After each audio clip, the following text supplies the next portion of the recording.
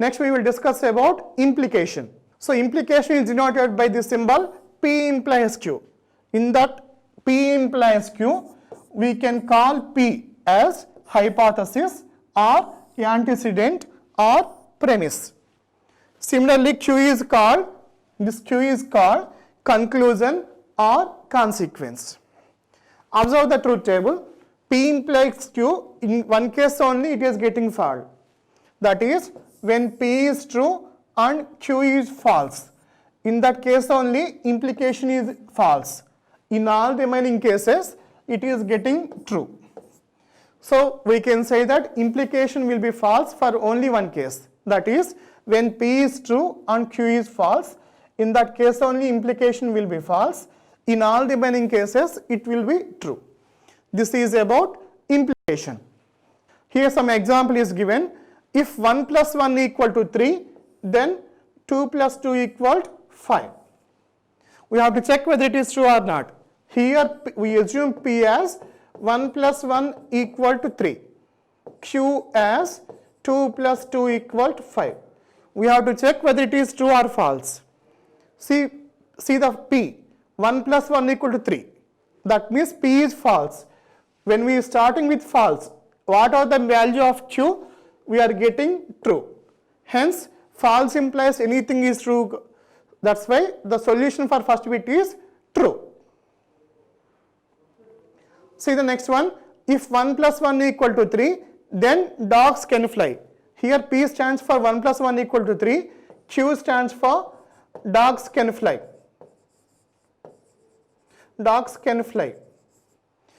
Here P is false. We know that in case of implication, if P is false, irrespective of value of Q, we can say that it is true. Hence, solution for second bit also true. See the third one. If 2 plus 2 equal to 4, then 1 plus 2 equal to 3. Here P stands for 2 plus 2 equal to 4. Q stands for 1 plus 2 equal to 3. Here P is true and Q is true. So according to truth table, when P is true and Q is true, then implication is also true. Hence, the value of third one is also true. So all these are examples for implication. So when we are expressing the implication as an English sentence, we can express in any of these notations.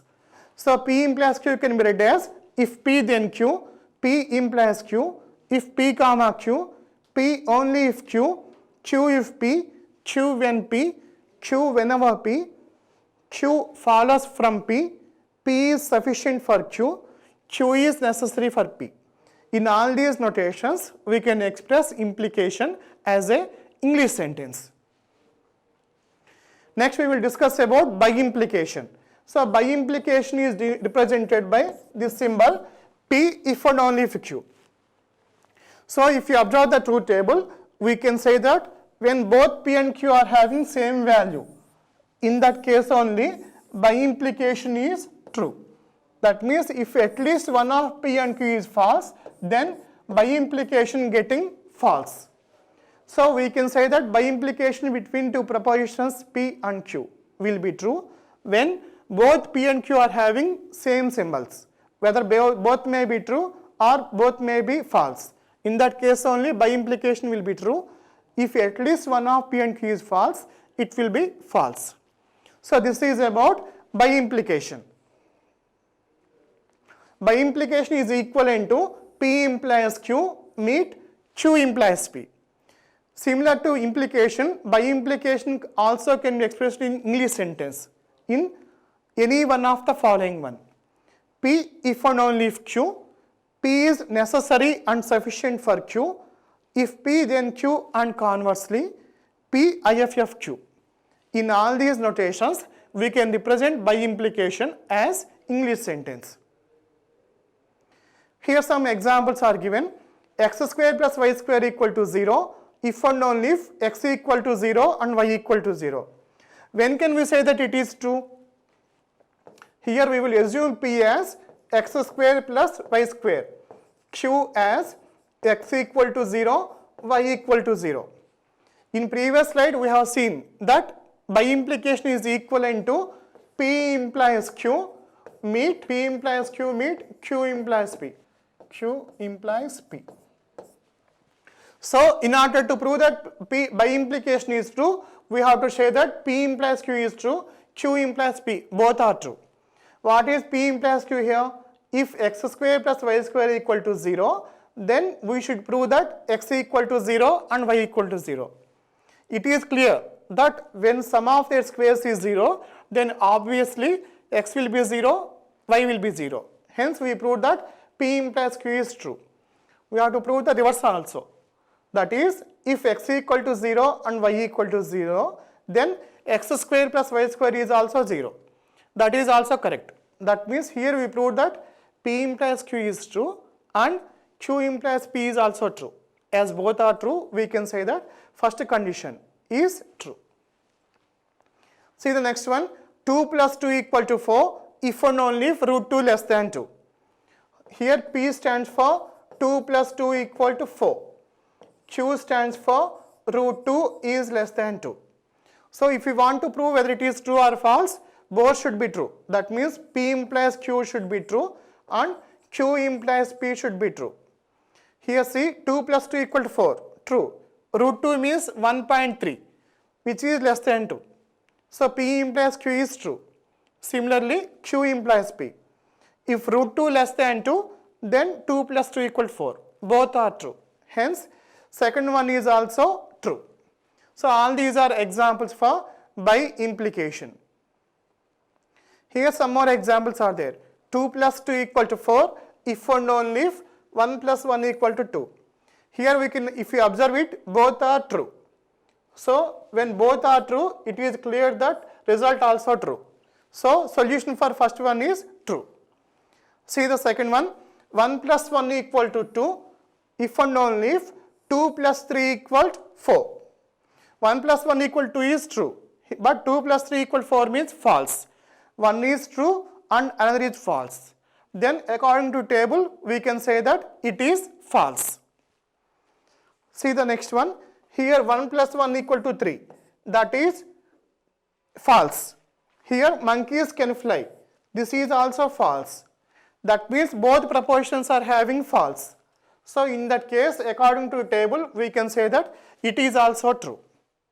Hence, the value for the last one is also true. So all these are examples for by implication. Here some statements are given, we have to express in terms of English sentence. Here P denotes I bought a lottery ticket this week. Q denotes I won the $1 million jackpot. So we have to express the given using English sentence. See the first one, negation P. We know that negation P can be expressed as not P or it is not the case that P. So P can be written as I do not buy a lottery ticket this week or it is not the case that I bought a lottery ticket this week. Both are the ways for this. See the next one, P join Q. This symbol is called as disjunction. So disjunction is written as P or Q. So it can be written as I bought a lottery ticket this week or I won the $1 million jackpot. So that is the solution for second one, as it is the disjunction between P and Q. One more problem. Here P denotes swimming at New Jersey shore is allowed. Q denotes sharks have been spotted near the shore. So some statements are given, we have to express as English sentence. See the first one, negation Q. What is Q here? Q stands for sharks have been spotted near the shore. We have to express its negation. So it can be written as sharks have not been spotted near the shore, or it is not the case that sharks have been spotted near the shore. See the second one, P meet Q. It is nothing but conjunction. Conjunction can be read as P and Q. So the given statement can be expressed as swimming at New Jersey shore is allowed and sharks have been spotted near the shore. See the third bit, negation P join Q. Join means it is disjunction. So P join Q can be read as P or Q. Here instead of P we are having negation P. So solution for this is swimming at New Jersey shore is not allowed, or sharks have been spotted near the shore. That is the solution for the given bit.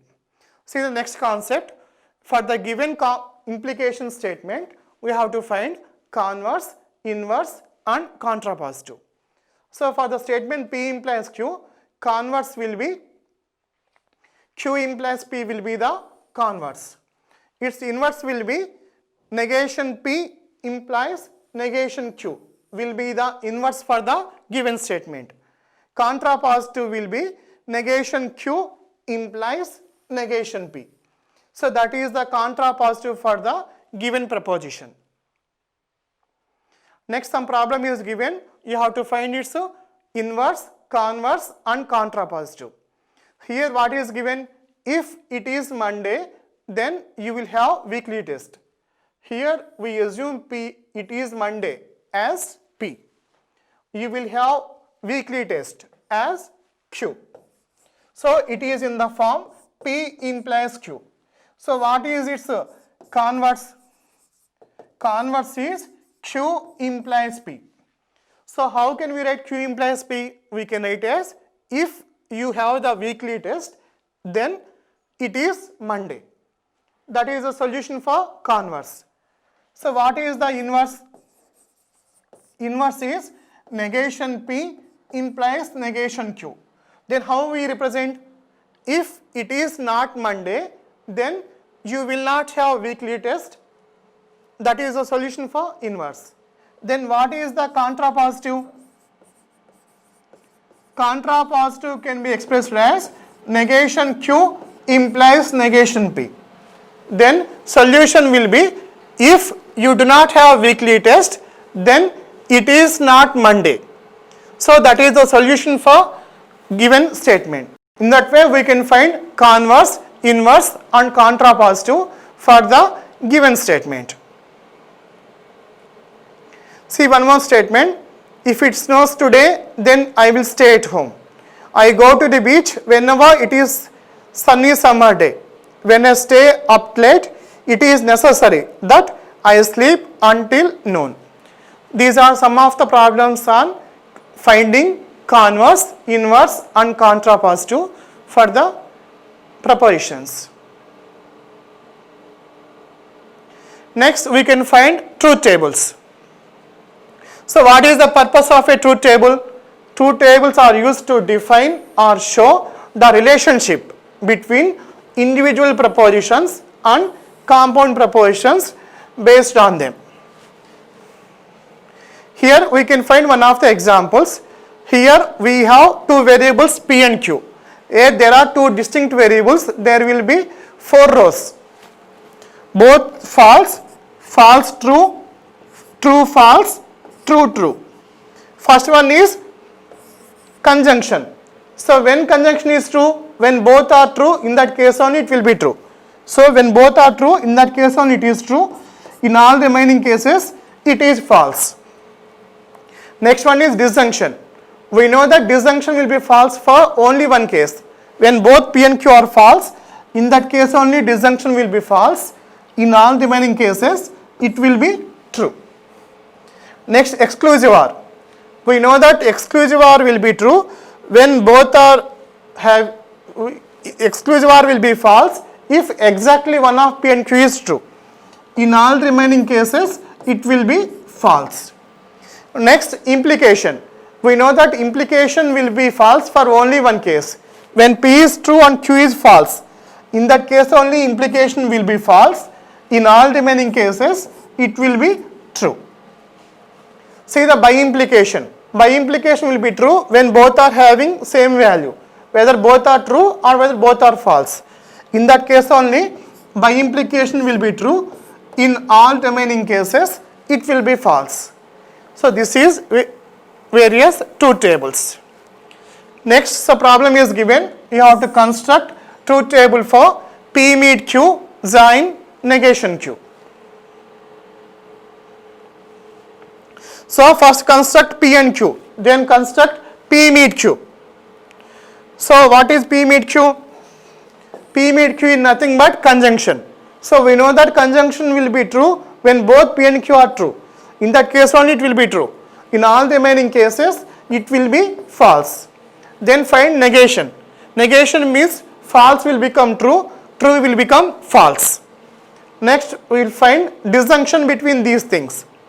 P meet Q, join negation Q. We know that disjunction will be true if at least one of these values is true. If we consider this false, true, true, both false, that's why it is false. False, true, true, true, false, true. So in case of disjunction, if at least one is true, then it will be true. So this is the truth table for the proposition P meet Q, join negation Q. Next we will discuss about tautology, contradiction and contingency. So what is a tautology? A compound proposition which is always true is called as tautology. So what is a contradiction? A compound proposition which is always false is called contradiction. What is contingency? A compound statement which is neither contradiction nor a tautology. That is nothing but contingency. So here one example on tautology. P implies Q, join Q implies P. If you observe the truth table, we can understand that all the values in the column are true.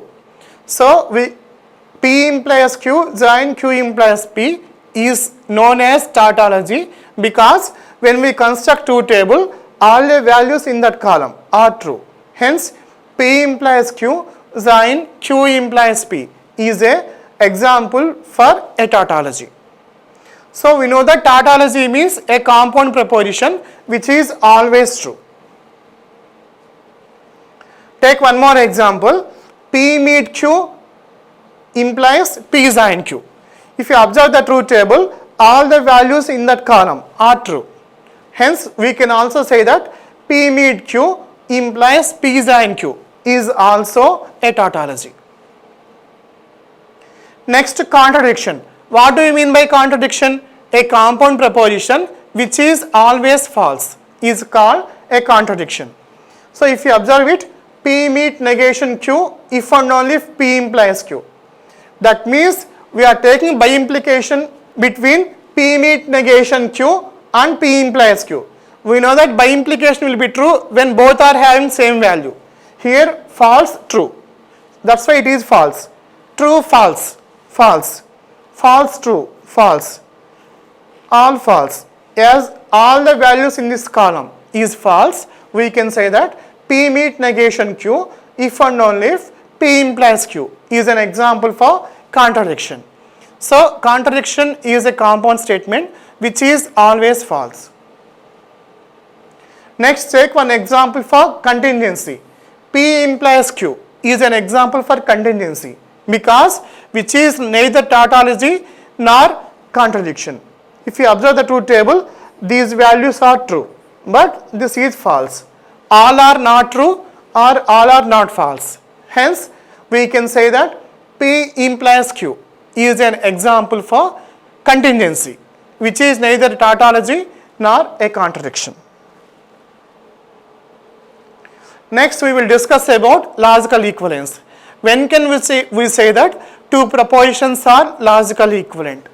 So, two propositions P and Q are said to be logically equivalent if by implication between them, that is P if and only if Q is a tautology. So, if we want to prove that two propositions are logically equivalent, we have to show that by implication between them is a tautology. Here observe the truth table. Here P, Q, P implies Q, negation P join Q. So if you observe the truth table, P implies Q, 1101. Negation P join Q, 1101. That means the values in the column of P implies Q is equivalent with the columns in negation P join Q. Hence we can say that both are logically equivalent. So this is one way to prove that given propositions are logically equivalent. Using truth table also we can prove that two propositions are logically equivalent. These are called as logical identities. First one, identities. P meet true equal to P, P join false equal P. That is identity law. Next one, domination law. P join to true is equivalent to true, P meet false is equivalent to false. That laws are called as domination laws. Next, idempotent laws. P join P equal to P, P meet P equal to P. That is idempotent law. Next one, double negation law. That is negation of negation P is equivalent to P. Next, commutative laws. P join Q equal to Q join P, P meet Q equal Q meet P. These are commutative laws. Next, associative laws. Distributive, De Morgan, absorption, negation. All these are various laws which are useful in finding whether two propositions are logically equivalent or not, or whether a given proposition is a tautology or not. In verifying this without using truth table, we can apply any of these laws. These are called as logical identities or logical equivalence identities. See one example. We have to prove that P meet Q implies Q is a tautology. Without using truth table, we have to prove it. See this, first we consider P meet Q implies Q. According to implication, we can write P implies Q as negation P join Q. According to implication, P implies Q can be written as negation P join Q. So if you assume this as P, according to this implication, it can be expanded as negation of P meet Q join Q by implication. Next, apply De Morgan's law. What is De Morgan's law? Negation of P meet Q can be expressed as negation P join negation Q. That is one of the De Morgan's law. So if you apply the De Morgan's law, it can be expanded like this: negation P join negation Q join Q. So applying De Morgan's law, then as all are having same operator, we can apply associativity. What is associative law? P join Q join R can be expressed as P join Q join R. Associative law. So applying associative law, it can be written as negation P join negation Q join Q by applying this rule. So according to the rule, negation Q join Q is equivalent to 1. So we got negation P join 1, which is equal to 1. 1 means true. As taking the given statement, we prove that it is true. Hence, we can say that P meet Q implies Q is a tautology. Thank you.